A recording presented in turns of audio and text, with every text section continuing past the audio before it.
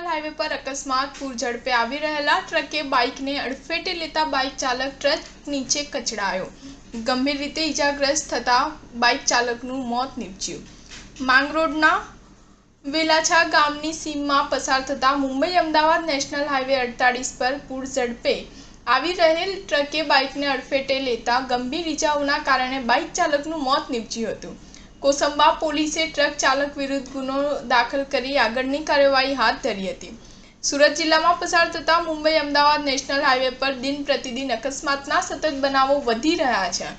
પૂર ઝડપે દોડી રહેલા વાહનો નિર્દોષ લોકોને મોતના મુખમાં ધકેલી રહ્યા છે।